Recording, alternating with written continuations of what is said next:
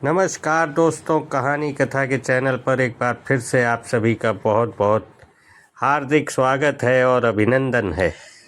दोस्तों, हमारे इस कहानी कथा के चैनल पर आज हम अपनी एक नई कहानी को लेकर आए हैं जिसका शीर्षक है राजा का पश्चाताप, रानी की क्षमा और एक अमर संदेश। दोस्तों, हमारे कहानी कथा के चैनल पर अगर आपको हमारी कहानी पसंद आए तो हमारी कहानी को लाइक करें, हमारे चैनल को सब्सक्राइब करें और बेल आइकॉन को दबाना न भूलें। दोस्तों, सीधे अपनी कहानी पर आते हैं। राजा जय सिंह एक प्रजावत्सल, न्यायप्रिय और धर्मनिष्ठ शासक थे।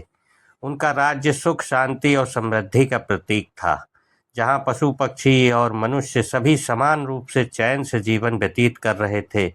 मगर इस सुंदर जीवन में एक दर्द था जो राजा को भीतर से तोड़ रहा था, और वो था उनके जीवन में संतान की अनुपस्थिति। राजा जयसिंह ने संतान प्राप्ति के लिए 6 विवाह किए, पर कोई भी रानी उन्हें संतान सुख न दे सकी। उन्होंने कई यज्ञ, व्रत और पूजा करवाई, देश देशांतर से वैद्य बुलवाए, पर सब निष्फल रहा। उनके मन में कहीं गहरे एक टीस थी, एक अधूरी आशा थी। एक दिन राजा शिकार पर निकले। एक मृग का पीछा करते करते वह बहुत भीतर जंगल में चले गए और भूख प्यास से व्याकुल हो उठे।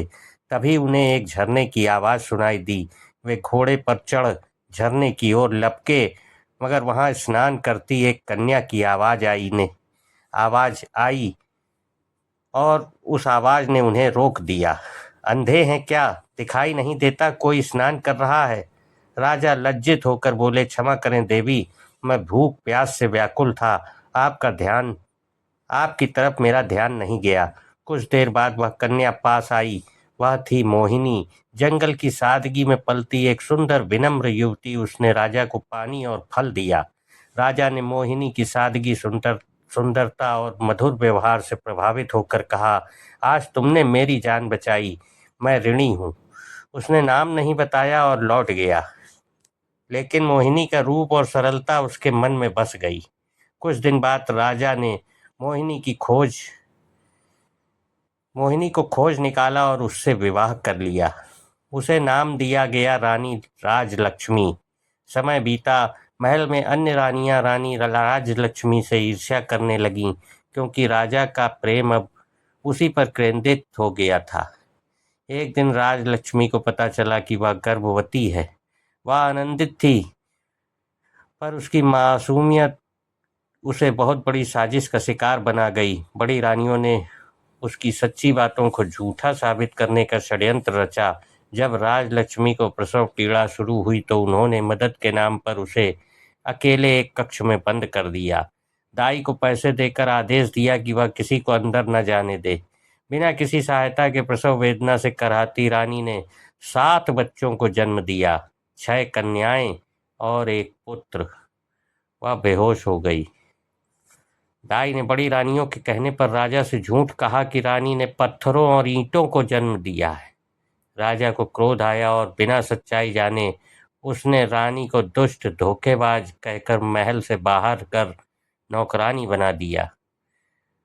अब वह शाही वस्त्रों से नहीं, झाड़ू बर्तन से पहचानी जाती थी। रानी राजलक्ष्मी दुख की गठरी बन गई। उसका मन हर समय अपने बच्चों की चिंता में डूबा रहता। उसे विश्वास था कि उसके बच्चे जीवित हैं। एक दिन जब मंत्री गौरीनाथ एक विशेष पौधे चंपा के फूल लेने जंगल गए, तब चंपा और बांस के पौधों से उन्हें मनुष्य की भाषा में बातें सुनाई दी। पौधे कह रहे थे कि ये मंत्री वही है जिन्होंने रानी और उनके बच्चों की रक्षा की जिम्मेदारी ली थी, लेकिन वे असफल रहे। मंत्री दंग रह गए और पश्चाताप से भर उठे। उन्होंने राजा को यह सब बताया। राजा रानियों और मंत्री सहित उन सभी लोग उस जंगल में पहुंचे। राजा ने जैसे ही फूल तोड़ने की कोशिश की, चंपा का पौधा बोला, रुको महाराज, आप मेरे योग्य नहीं हैं। आपने कभी सच्चाई की खोज नहीं की, अपनी संतान की खोज तक नहीं की। आपने एक निर्दोष स्त्री को झूठा मान उसे दंडित किया। राजा चुपचाप खड़ा रह गया। तब बांस और चंपा ने सारी सच्चाई उजागर की। हम वही 7 बच्चे हैं। प्रसव के बाद हमारी माँ बेहोश हो गई थी। बड़ी रानियों ने हमें जंगल में फेंकवा दिया, मगर अप्सराएं हमें बचा कर लाईं। उन्होंने हमें पेड़ों का रूप दिया और आज भी हम अपनी माँ की प्रतीक्षा कर रहे हैं। राजा के पैरों तले जमीन खिसक गई।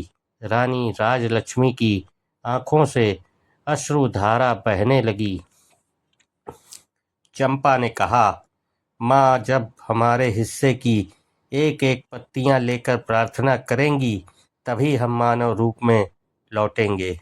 रानी ने चंपा और बांस की पत्तियां उठाईं, आकाश की ओर देखा और इंद्रदेव से विनती की कि हे देव, मेरे बच्चों को मेरे आंचल में लौटा दो। उसकी प्रार्थना पूरी हुई। 7 पौधे अचानक ओझल हो गए और वहां 7 सुंदर बालक बालिकाएं प्रकट हो गए। सबकी आंखों में आंसू थे। राजलक्ष्मी ने उन्हें गोद में भर लिया। राजा जयसिंह ने भी रानी से माफी मांगी, सारा अपना दोष स्वीकार किया। बड़ी रानियां सन्न थीं।